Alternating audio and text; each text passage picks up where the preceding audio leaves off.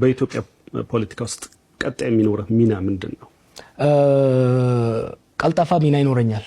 እኔ አሁን መናገር መጻፍ የጀመርኩት በጣም አደገኛ ሁኔታ ውስጥ ነው የገቡት እነኚህ ልጆች። ቶታል ኢግኖራንስ እና አሮጋንስ የበልጽግና ሰዎች አብይና በአካባቢ ያሉ ሰዎች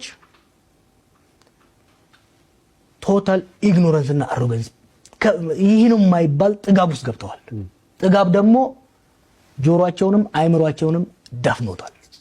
ይሄ ለነሱ ለሀገርም አደጋ አለው። ስለዚህ ማድረግ እንፈልገው ነው we need to have conversation ሊኖረን ይገባል። በተለይ ደግሞ አሁን ምን እያደረጉ መሰለ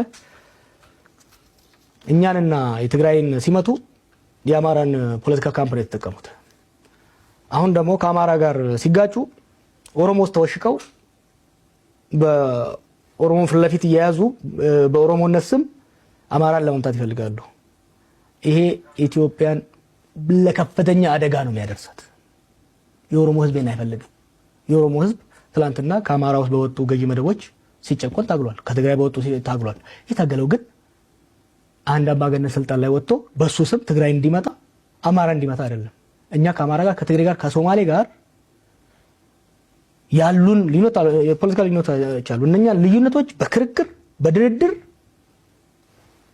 በመፍታት ለኛም ለሁሉም የምትሆንን ኢትዮጵያን መመስረት ነው። ፍትሃዊ ዲሞክራሲያዊ ፌደራላዊ ኢትዮጵያ መመስረት ነው እንጂ አሁን አንዱ በተለይ እንደኔ አይነት ሰዎች ተሰሚነት ያለ ሰዎች ዝም ካል የኦሮሞ ማህበረሰብ ስሜት በመኮርኮር አማራ ላይ ከአማራ ጋር በሚያደርጉት ጦርነት ለመጠቀም የሚያደርጉት ማንዣበብ ስላየው ይሄ መክሸፍ አለበት በሚል ነው የሄድኩበት።